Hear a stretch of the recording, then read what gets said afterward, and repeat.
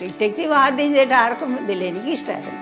അതിനകത്ത് സുരേഷ് ഗോപി രണ്ടെല്ലാം എന്താ രസമായിട്ട് അഭിനയിച്ചു. ഓടിയിട്ട് ബെഡ്റൂമിൽ വന്നിട്ട് ബോധം കെട്ടി വീണു. ആ ബോധം കെട്ടി വീണ് എനിക്ക് ഇപ്പോഴും മനസ്സിലായിട്ടില്ല. ബെഡ്റൂമിൽ വന്നിട്ട് ബോധം കെട്ടി. ഓക്കെ, എന്നിട്ട് നെക്സ്റ്റ് കട്ട് എന്ന് പറയുന്നത് ഞാൻ ഓടുന്നു, എന്റെ പുറകെ വടി ഓടിച്ചിട്ട് തല്ലി. ചിക്കൻ ഉണ്ടാക്കുമ്പോൾ ഓടിക്കുന്നു വരുന്നവന് അപ്പൊ അപ്പുറം ഇരിക്കുന്ന വീട്ടിൽ സ്ഥിരമായിട്ടുള്ള അതെന്താ ഞങ്ങൾക്കില്ലാത്ത അങ്ങനത്തെ കൊച്ചു കൊച്ചു സാധനം. അപ്പൊ നേരെ ഒരു പേപ്പർ എടുത്തിട്ട് ഞാൻ പറയാണ്, ഞാൻ ഈ വീട് വിട്ട് ഇറങ്ങി പോവുകയാണ് മറ്റാണ് അതാണെന്നൊക്കെ പറഞ്ഞ ഒരു സെന്റ് ഒരു 4-5 സെന്റൻസ് ഉള്ള പേപ്പർ എഴുതി അമ്മച്ചിയുടെ കട്ടിലിന്റെ സൈഡില് ഇങ്ങനെ ഒരു ടീപ്പോയ് പോലെ ഉണ്ട്. ആ ടീപ്പോയിലേക്ക് പേപ്പർ വെച്ചു. അമ്മച്ചിയും വിട്ട് തരികയല്ല, ഞാനും വിട്ടില്ല, ഞങ്ങൾ തമ്മിൽ അങ്ങോട്ടും ഇങ്ങോട്ടും ആർഗ്യൂ ചെയ്യും. എന്നോടല്ലേ നടക്കുള്ളൂ. ഞാൻ സ്റ്റെപ്പ് ഇറങ്ങി വരുമ്പോ കാണുന്നത് ഇവര് വണ്ടി എടുത്തൊരു പോക്ക് പോയി. കാരണം ഞാൻ കരഞ്ഞോണ്ട് പുറകെ ഓടി. 5ാം ക്ലാസ്സിൽ ഞാൻ കരഞ്ഞോണ്ട് ആ കാറിന്റെ പുറകെ ഓടി. ഇവര് ചാച്ചൻ കുറച്ച് സ്ട്രോങ് ആണ്, അമ്മച്ചിക്ക് ഇച്ചിരി സങ്കടമൊക്കെ ഉണ്ട്. മേലെ അത്രയേ ഉള്ളൂ. സക്സസ് ഉള്ളപ്പോ പ്രൊഡ്യൂസേഴ്സ് 2-3-4 പടം അടുപ്പിച്ച് പോയാ പിന്നെ പ്രൊഡ്യൂസേഴ്സും ഉണ്ടാവില്ല, ആരും ഉണ്ടാവില്ല. ആരും മോശമില്ല. 4 ആൺമക്കളെ മേയ്ക്കണേലേ എന്തുമാത്രം പണി.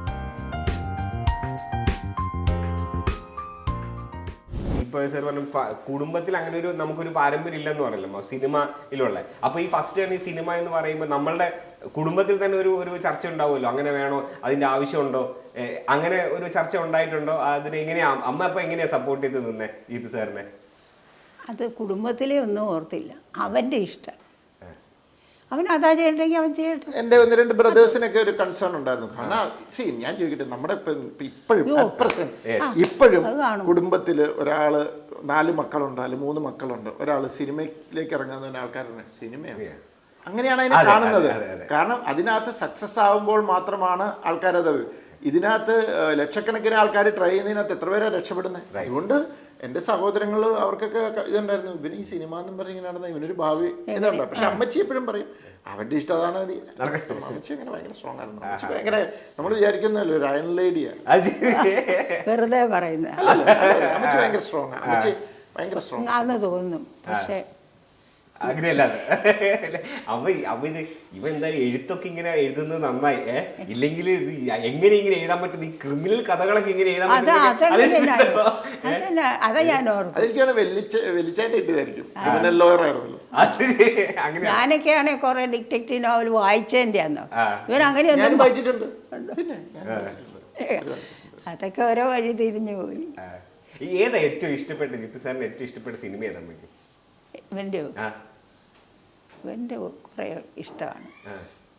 ദൃശ്യം, മെമ്മറീസ്, നേരെ, അങ്ങനെ കുറേ ഉണ്ട്. Mummy and me, my boss, detective ആദ്യം ചെയ്തിട്ട് ആർക്കും ഇതില്ല, എനിക്കിഷ്ടമായിരുന്നു. അതിനകത്ത് സുരേഷ് ഗോപി രണ്ടെല്ലാം എന്താ രസമായിട്ട് അഭിനയിച്ചു. അന്ന് പേരില്ലല്ലോ, പൈസ പോലും മുടക്കാൻ അറ്റപ്പറ്റയൊക്കെയാണ് പോയത്. ഇപ്പൊ അങ്ങനെയല്ല, ഇപ്പൊ പ്രൊഡ്യൂസേഴ്സ് ലൈനാ. അങ്ങനെയുണ്ട്, ആ വ്യത്യാസം വന്നു ഇപ്പൊ അല്ലേ? അങ്ങനെ വരണമല്ലോ, സിനിമ അങ്ങനെയല്ലേ വേണ്ടത്. സിനിമയിൽ അത്രയേ ഉള്ളൂ. സക്സസ് ഉള്ളപ്പോ പ്രൊഡ്യൂസേഴ്സ് 2-3-4 പടം അടുപ്പിച്ച് പോയാ പിന്നെ പ്രൊഡ്യൂസേഴ്സും ഉണ്ടാവില്ല, ആരും ഉണ്ടാവില്ല, അത്രയേ ഉള്ളൂ. നമ്മളിപ്പം സാറിന്റെ ഈ ഒരു ഗ്രോയിങ് അപ്പ് ഇല്ലേ സാർ, ഇപ്പം അത് സാർ ഇൻഫ്ലുവൻസുകൾ സാറിന്റെ മൂവീസിലും പലതും കണ്ടിട്ടുണ്ട്. അപ്പോൾ സാർ തന്നെ സംസാരിച്ചിട്ടുണ്ട്, അതായത് ഈ മൈ ബോസില് ദിലീപിന്റെ ക്യാരക്ടർ പലതും എന്നെ കൊണ്ട് ചെയ്യിച്ച പരിപാടികളൊക്കെയാണ് ഞാൻ അതിൽ കുറച്ചില്ല. അപ്പോൾ ഇത് സാറിന്റെ ഒരു റുട്ടീനായിരുന്നു. അതായത് ഇവിടെ തിരക്കിലാണ്, അപ്പോൾ സാറാണോ ഇതൊക്കെ അവിടെ പോകലും പരിപാടികൾ, ഇത് ഇങ്ങനെ ഒരു റുട്ടീൻ ഉണ്ടായിരുന്നു സാർ? തീർച്ചയായിട്ടും നമ്മുടെ കുടുംബത്തിൽ ഇപ്പൊ മമ്മി അന്മിയുടെ കുറെ എലിമെന്റ്സ് ഞങ്ങളുടെ കുടുംബത്തിലുണ്ട്. ആ കസിൻസ് ഒക്കെ വിളിച്ചു പറഞ്ഞു, ഇവനെ കേട്ടിട്ട് തന്നെ എഴുതിയതാണ്.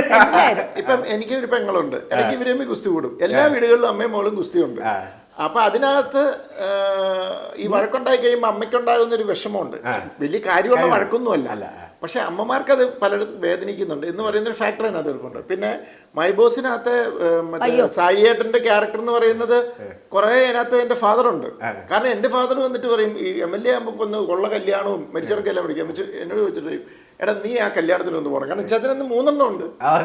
അപ്പൊ എന്നോട് ഞാൻ പോയിട്ടാണ് അവിടെ എനിക്കൊട്ടും താല്പര്യമില്ല. അപ്പോൾ അങ്ങനത്തെ കാര്യങ്ങളൊക്കെ നമ്മൾ അതിനകത്ത് ഭയങ്കരമായിട്ടും ഇത് ചെയ്തിട്ടുണ്ട്. ആദ്യത്തെ സിനിമയിലൊക്കെ വീട്ടിലെ ഒത്തിരി കാര്യങ്ങൾ കൊണ്ടുവന്നിട്ടുണ്ട്. ഒരു ഇതില്ലേ ഇടിയപ്പം ഉണ്ടാക്കണം, അതൊരിക്കലും എങ്ങാണ്ട് ഒരു പയ്യൻ വന്നപ്പോൾ ഞാൻ ഒരെണ്ണവും കൂടെ മേടിച്ചു. അത് ഉണ്ടാക്കിയിട്ടേ ഇല്ല. അതാണ് ഞാൻ ദൃശ്യത്തിനകത്ത് ഉപയോഗിച്ചത്.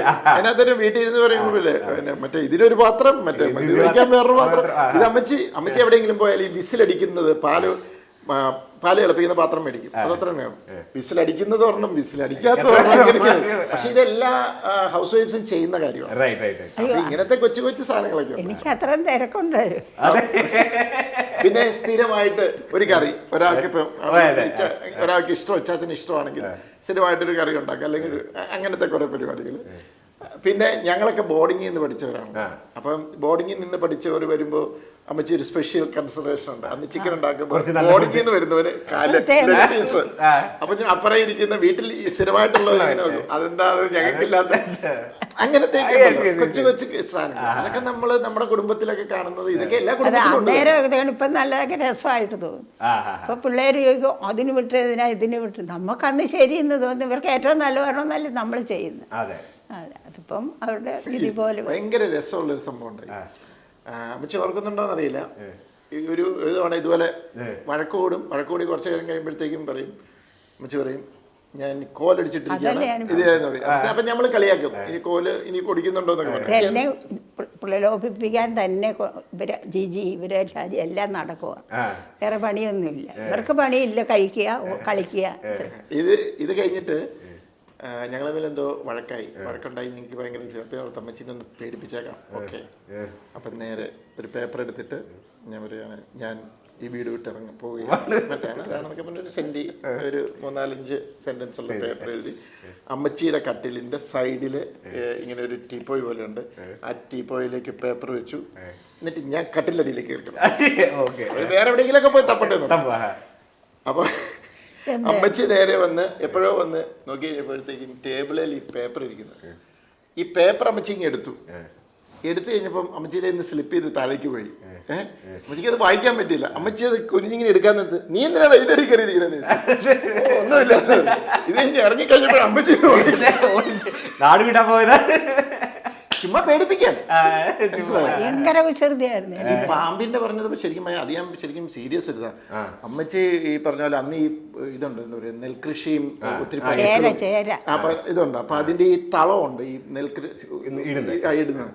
അപ്പൊ അവിടെ എങ്ങാണ്ട് വന്നപ്പോ മുകളിൽ ഇത് ചെയ്ത ശേഷം ഇതിന്റെ ഈ കച്ചി എന്ന് പറഞ്ഞ സാധനം ഉണ്ടല്ലോ, ഇത് അത് മുകളിൽ സ്റ്റോർ ചെയ്യും പശുക്കൾക്ക് കൊടുക്കാനായിട്ട്. അമ്മച്ചി അവിടെ വന്ന്, പക്ഷെ അത് എനിക്ക് അതിനകത്ത് ഒരു ഏരിയ ഇപ്പോഴും മനസ്സിലായിട്ടില്ല.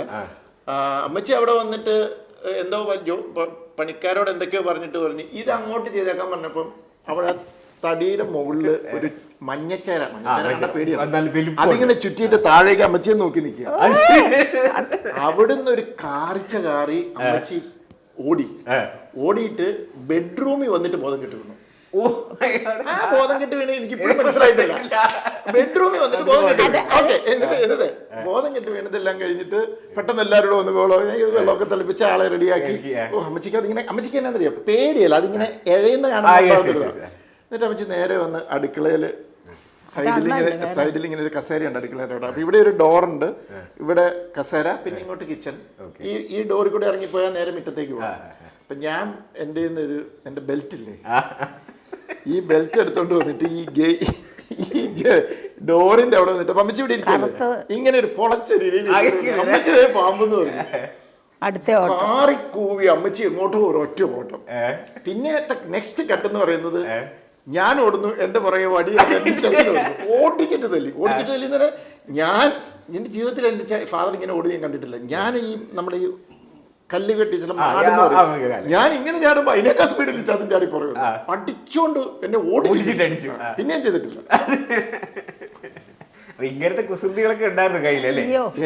എന്റെ ഒരു ബ്രദർ ഇവിടെ പുള്ളി പറഞ്ഞ TSന്റെ പുള്ളിയും മറ്റേ ഡോക്ടർ ബ്രദർ ഇവർക്കും ഉണ്ട്. ഇവര് പോയി കിണറില്ലേ, കിണറിന്റെ ആ എഡ്ജെ പോയി കിടക്കുക. കാണുമ്പോ ഒരു അമ്മയുടെ അവസ്ഥ ആരും മോശമൊന്നുമല്ലായിരുന്നു. ആരും മോശമില്ല. 4 ആൺമക്കളെ മേയ്ക്കണേലേ എന്തുമാത്രം പണി. ഇപ്പൊ 1 അല്ല 2.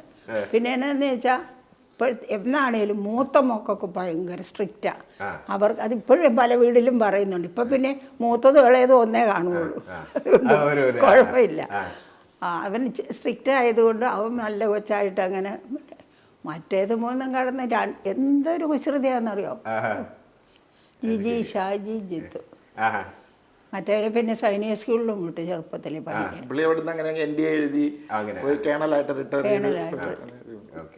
ഇപ്പൊ ഇത് ഈ മക്കളെ പോലെ തന്നെയാണല്ലോ മരുമക്കൾ. അപ്പൊ അവരെ കുറിച്ച് ഒന്ന് പറയാം. എങ്ങനെയുണ്ട് അവരെങ്ങനെയാണ് അമ്മയുടെ അടുത്ത്, അമ്മയുടെ ഇങ്ങനെ? അവര് നല്ല മരുമക്കൾ. എൻ്റെ മക്കളെ നോക്കുന്നില്ലേ, അതാണ്. അവരതുപോലെ എല്ലാം ചെയ്ത് മക്കളെ നോക്കുന്നതാണല്ലോ നമ്മുടെ സന്തോഷം. അത് അവര് മറ്റുള്ളവരെ സഹായിക്കാനൊക്കെ അവരുടെ ഒപ്പം നിന്ന് അങ്ങനെ ഒരു അവരെല്ലാരും ഭയങ്കര സപ്പോർട്ട് ചെയ്തു നമ്മുടെ കുടുംബത്തിന്. ഇപ്പോഴും ഞങ്ങള് ഈ ക്രിസ്മസിന് ഇതിനെല്ലാം നമ്മൾ എല്ലാവരും ഒന്നിച്ചാണ്. പിന്നെ ഇടയ്ക്കിടയ്ക്ക് ഇപ്പൊ എല്ലാവർക്കും തിരക്കായി. പിന്നെ അവിടെയും ഇപ്പം മക്കളും കൊച്ചുമക്കളും ഒക്കെ അങ്ങനെ ആയപ്പോ ആ ഒരു ഇതുണ്ടല്ലോ. എന്നാലും ഇടയ്ക്കിടയ്ക്ക് കൂടുകയും അങ്ങനത്തെ ഒരു ഇതാണ്. അതൊക്കെയാണ് ഞാൻ പറയുന്നത് നമ്മുടെ ഒരു ഭാഗ്യം എന്ന് പറയുന്നത്. ഒരു പക്ഷേ പണമോ ഇതോ ഒന്നുമല്ല. എല്ലാവരും ഫാമിലി ആരോഗ്യമായിട്ടിരിക്കുക, ആ ബന്ധങ്ങൾ നല്ലൊരു രീതിയിൽ ഉള്ള ബന്ധങ്ങൾ ഉണ്ടാവുക, അതൊക്കെ തന്നെ ഏറ്റവും വലിയ കാര്യം. സാർ ഈ യാത്രകൾ ഭയങ്കര ഇഷ്ടപ്പെടുന്ന ഒരാളാണെന്ന് എനിക്ക് മനസ്സിലായിട്ടുണ്ട്. അപ്പോൾ ഈ കോളേജിൽ നമ്മളിപ്പോൾ നമ്മുടെ ഫ്രണ്ട്സിൻ്റെ ഇപ്പോൾ അമ്മ പറഞ്ഞ പോലെ ഇടയ്ക്ക് മറ്റേ സ്കൂളിലേക്കാന്ന് പറയാം, അല്ലെങ്കിൽ കോളേജിലേക്കാന്ന് പറയാം, കോളേജ് കട്ട് ചെയ്ത് ചില ട്രിപ്പുകളൊക്കെ അടിക്കലുണ്ടല്ലോ. അതും ഇപ്പം എന്ന് പറയും, ഇപ്പോൾ പറയുമ്പോൾ ഇപ്പം മലയാള സിനിമയിൽ അല്ലെങ്കിൽ മലയാള സിനിമ ഇപ്പോൾ ലാലേട്ടൻ്റെ കൂടെ ആണെങ്കിലും അങ്ങനെ പല യാത്രകളും സാർ ചെയ്യുന്നുണ്ട്. മീൻസ് അവരോട് ട്രാവൽ ചെയ്യുക, അവരോട് കോൺവെർസേഷൻസ്. അപ്പോൾ ആ ഒരു ഡിഫറൻസ് എന്തൊക്കെയാണ് സാർ മിസ് ചെയ്യുന്നുള്ളത് ഈ കോളേജ് ഡേയ്സ് വെച്ച് നോക്കുമ്പോൾ? അല്ല, ഞാൻ എൻ്റെ ട്രാവൽ എന്ന് പറയുന്നത് ഫ്രണ്ട്സുമായിട്ടുള്ള ട്രാവലാണ്. അല്ലാതെ ഇപ്പം ഈ അമ്മച്ചി പറയുന്ന പോലെ എന്നെ ഈ ബോർഡിങ്ങിൽ കൊണ്ടുപോയി നിർത്തി, 5th നിർത്തി. അന്നേരം എന്ന് വെച്ചാൽ അതുവരെ 4ാം ക്ലാസ് വരെ വീട്ടിൽ നിന്ന് പഠിച്ചിട്ട് പെട്ടെന്ന് അതൊക്കെ എനിക്ക് താരേ സമീൻ പറ കണ്ടപ്പോൾ ഒത്തിരി എനിക്ക് റിലേറ്റ് ചെയ്യാൻ പറ്റിയ ഒത്തിരി സിറ്റുവേഷൻസ് ഉണ്ടായിരുന്നു. നസ്രത്തുവിൽ കുറലങ്ങാട് ഡീപ്പോൾ നസ്രത്തുവിലായിരുന്നു തന്നെ. അവിടെ കൊണ്ട് ബോർഡിങ്ങിൽ വിട്ടിട്ട് ചാച്ചനും അമ്മച്ചും ഇങ്ങടെ മുകളിലേക്ക് വന്നു, ഡോർമെറ്ററി വന്നു. ഞാനിങ്ങനെ അവിടെ എല്ലാം കട്ടിലെല്ലാം ഇത് ചെയ്ത് സാധനം എല്ലാം വെച്ച് കുറേ പിള്ളേരൊക്കെ ഉണ്ട്. ഞാനിങ്ങനെ തിരിഞ്ഞ് കറങ്ങി വന്നപ്പോൾ ഇവരെ കാണുന്നില്ല. ഞാൻ സ്റ്റെപ്പ് ഇറങ്ങി വരുമ്പോൾ കാണുന്നത് ഇവർ വണ്ടി എടുത്തൊരു പോക്ക് പോയി. കാരണം സിഒ എന്താ പറയാ പോവുക എന്നൊക്കെ പറയുമ്പോൾ ഞാൻ കരഞ്ഞോണ്ട് പുറകെ ഓടി. 5ാം ക്ലാസ്സിൽ ഞാൻ കരഞ്ഞോണ്ട് ആ കാറിന്റെ പുറകെ ഓടി. ഇവര് ചാച്ചൻ കുറച്ച് സ്ട്രോങ് ആണ്, അമ്മച്ചിക്ക് ഇച്ചിരി സങ്കടമൊക്കെ ഉണ്ട്. എന്നിട്ട് അങ്ങനെ അങ്ങ് ഓടി ഇവര് നിർത്തിയില്ല. പിന്നീട് കുറേ നാളത്തേക്ക് എനിക്കുണ്ടായിരുന്നു. ഞാൻ അമ്മച്ചിയോടൊക്കെ പറയായിരുന്നു, അവിടെ നസർത്തയിലിന്റെ മുകളിൽ ഒരു കുന്നിന്റെ മുകളിൽ ഒരു പള്ളി. അപ്പൊ ഈ പള്ളിയിൽ വൈകുന്നേരങ്ങളിൽ സ്കൂൾ വിട്ട് കഴിയുമ്പോൾ ഞാനൊരു 4 മണിയാകുമ്പോൾ ഞാൻ പോകുമ്പോൾ എനിക്ക് ഭയങ്കര സങ്കടം, ഹോംസിക്ക്. എന്നിട്ട് ഞാൻ ഈ പള്ളിയിൽ കയറി പ്രാർത്ഥിക്കും. ഈ പള്ളിയിൽ കയറി പ്രാർത്ഥിച്ചിട്ട് ഞാനിങ്ങനെ തിരിഞ്ഞു നോക്കുമ്പോൾ ഈ ഈവനിങ് സൺലൈറ്റ് ഉണ്ടല്ലോ, ഒരു ഗോൾഡൻ ലൈറ്റായിട്ട് ഈ പള്ളിക്കകത്തേക്ക് ഇങ്ങനെ അരിച്ചിങ്ങനെ കിടപ്പുണ്ട്. അന്നേരം എൻ്റെ മനസ്സിൽ വരുന്നൊരു വിഷ്വലുണ്ട്. അമ്മച്ചി ഇങ്ങനെ ഞങ്ങളുടെ വീടിൻ്റെ ബാൽക്കണിയിൽ ഇങ്ങനെ വൈകുന്നേരങ്ങളിൽ പേപ്പർ വായിച്ചിരിക്കും കണ്ണാടിയൊക്കെ വെച്ചിട്ട്. ഞാൻ അത് കണ്ടിരിക്കാൻ കരയായിരുന്നു. അങ്ങനത്തെയൊക്കെ ഭയങ്കരമായിട്ട് എന്നെ അങ്ങനത്തെ കുറച്ച് ഇതൊക്കെ ഉണ്ടായിരുന്നു. പിന്നെ കുറച്ച് കഴിഞ്ഞപ്പോഴത്തേക്ക് 7ാം ക്ലാസ് കഴിഞ്ഞപ്പോഴത്തേക്ക് ഞാൻ പിന്നെ ബോർഡിങ്ങിൽ നിന്ന് പോകുന്നു. പിന്നെ എന്നെ ലോക്കലി എനിക്ക് വീട്ടിൽ നിന്ന് പോയി വരാവുന്ന രീതിയിലുള്ള സ്കൂളുകളിലേക്കൊക്കെ മാറി. പിന്നെ കോളേജിലേക്കൊക്കെ എത്തിയപ്പോഴത്തേക്കും പിന്നെ കുറച്ചുകൂടെ ഫ്രീഡം ആയി, കുറച്ചുകൂടെയൊക്കെ നമുക്ക് ഇതായി. എന്നാലും കൂടുതലും ഞാൻ വീട്ടിൽ നിന്നുകൊണ്ട് എനിക്ക് അതിൻ്റെ ഒരു എന്താ പറയുക, മാറി നിൽക്കുമ്പോൾ ഒരു പ്രശ്നം കുറേ നാൾ വരെ ഉണ്ടായിരുന്നു. പക്ഷെ എൻ്റെ ഒരു ബ്രദറിന് 1ാം ക്ലാസ് തൊട്ട് ബോർഡിങ്ങിലാണ്. അപ്പൊ ഷായി ചേട്ടൻ പുള്ളിക്ക് അതൊരു വലിയൊരു സങ്കടമായിരുന്നു പണ്ട് തൊട്ട്. 1ാം ക്ലാസ് കൊണ്ടുപോയി ബോർഡിങ്ങിൽ കൊണ്ടുവിട്ടു. അമ്മച്ചി ഒത്തിരി കരഞ്ഞു പറഞ്ഞു വേണ്ടാന്ന്. പക്ഷെ ചാച്ചൻ ഭയങ്കര സ്ട്രോങ് അങ്ങനെയുള്ള കാര്യത്തിൽ. അച്ചാച്ചൻ സ്ട്രോങ് ആയിട്ടില്ല. അന്ന് നല്ല എഡ്യൂക്കേഷൻ പഠിച്ചോടും സിസ്റ്റേഴ്സിന് പിന്നെ വലിയ കാര്യം. അപ്പോൾ അവന് നമ്മൾ അവിടെയാണ് ഇംഗ്ലീഷ് മീഡിയമാണ്, നല്ലതായിട്ട് പോട്ടെ എന്ന് നമുക്ക് അത്രയും ചിന്തിക്കുന്നില്ലല്ലോ. പോയി കഴിഞ്ഞപ്പോഴല്ലേ പിന്നെ അവനും ഒത്തിരി വിഷമം. പക്ഷെ എല്ലാം പിന്നെ നന്നായിട്ട് വന്നു. എല്ലാ മക്കളും ബോർഡിങ്ങിൽ പോയാൽ ഒരാളെ സൈനിക സ്കൂളിൽ വിട്ടതോ വീട്ടിലിരുന്ന് ഞാൻ കരച്ചിലായി. അത്രേ ഉള്ളൂ. അത് ആ കാലങ്ങളെ ഭയങ്കര സന്തോഷമായിട്ടല്ല. പക്ഷെ അവർക്ക് എന്തായാലും അതുകൊണ്ട് എന്താ എല്ലാവരും നല്ലതല്ലേ സർ, കരിയർ വൈസ് ആണെങ്കിലും അത് ഭയങ്കരമായിട്ട് ഹെൽപ്ഫുൾ ആയല്ലോ. അല്ലേ അവിടെ നടന്നാലേ സാധാരണ പിള്ളേരുടെ കൂടെ നടന്നേ പഠിക്കാതെ പിന്നെ അത് അച്ചാച്ചൻ എനിക്ക് കിട്ടി. അത് ചെറിയ എനിക്ക് ഉഴപ്പൊക്കെ അങ്ങനെ കിട്ടി. ഞാൻ എന്താ വെച്ചാല് എനിക്ക് എന്റെ ചൈൽഡ്ഹുഡ് എന്ന് പറഞ്ഞത് ദ ബെസ്റ്റ് ചൈൽഡ്ഹുഡാണ്. ഞാൻ ആ നാട്ടിൻ പുറത്തൂടെ കളിച്ച് ഉള്ള മറ്റേ തോട്ടിക്കൂടിയൊക്കെ ചാടി അവിടെ ഇപ്പൊ നമ്മുടെ പണിക്കാര് അവരുടെ പിള്ളേര് അവരുടെ വീട്ടിൽ പോയിരുന്ന് ഞാൻ ഭക്ഷണം കഴിക്കും. അവരുടെ കൂടെ ഇരുന്നുകൊണ്ട് ഈ പറഞ്ഞ പഴയ ഗോലി കളി. ഞാൻ ആ ഒരു നാട്ടിൻപുറത്തെ ഒരു കൈൻഡ് ഓഫ് ചൈൽഡ്ഹുഡ് ഇതില്ല, ഞാനത് ഫുൾ എക്സ്പ്ലോർ ചെയ്ത ഒരാളാണ്. അതുകൊണ്ട് എനിക്കിപ്പോഴും ഞാനിപ്പോഴും പറയും ചൈൽഡ്ഹുഡിലൊക്കെ എനിക്ക് ഒരു ഇതുമില്ല, ഒന്നും മിസ് ഔട്ട് ആയിട്ടില്ല. നമ്മൾ പൊളിച്ചടുക്കി കണ്ടത്തിലെ ചേറുമായിട്ടായിരിക്കും വെള്ളത്തിൽ കളിച്ച് എന്തൊരു അവന് ഇങ്ങനെ മാറിയില്ലേ, ഭയങ്കര ദേഷ്യവും ചാട്ടമായിരുന്നു. പക്ഷെ ഒരു പ്രായം കഴിഞ്ഞപ്പോൾ ഇച്ചിരി ഒതുങ്ങിയിട്ട് പുറത്തോട്ടൊക്കെ വന്നത് ഒറ്റ ദേഷ്യം. അച്ചാച്ചന് ഇച്ചിരി ദേഷ്യമുണ്ട്, അത് ദേഷ്യമേ ഉള്ളൂ, പിന്നെ തീർന്നു. ചൂടാവും പെട്ടെന്ന് തണുക്കും. പക്ഷെ പെട്ടെന്ന് ചൂടാവും, എപ്പോഴാ ചൂടാവും പറയാൻ പറ്റുന്നില്ല പണ്ട്. പിന്നെ ഞങ്ങൾ തമ്മിലാണ് ഏറ്റവും അത്യാവശ്യം. അമ്മച്ചിയും വിട്ടു തരികയല്ല, ഞാനും വിട്ടു തരില്ല. ഞങ്ങൾ തമ്മിൽ അങ്ങോട്ടും ഇങ്ങോട്ടും ആർഗ്യൂ ചെയ്യും. എന്നോടല്ലേ നടക്കുള്ളൂ.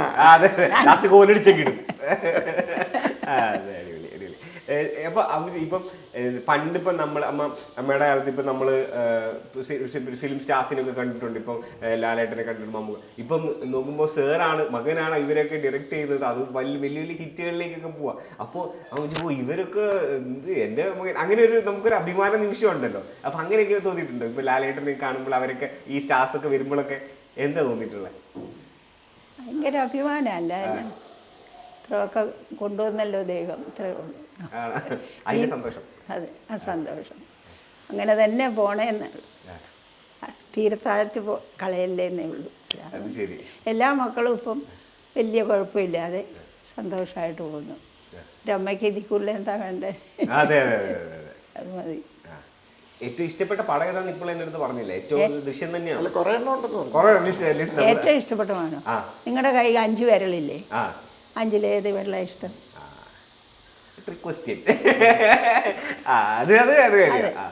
എല്ലാ മക്കളും ഉണ്ട്. പക്ഷെ ഇവന്റെ മൂത്തവന് 7 വയസ്സായപ്പോഴാണ് ഉണ്ടാകുന്നത്.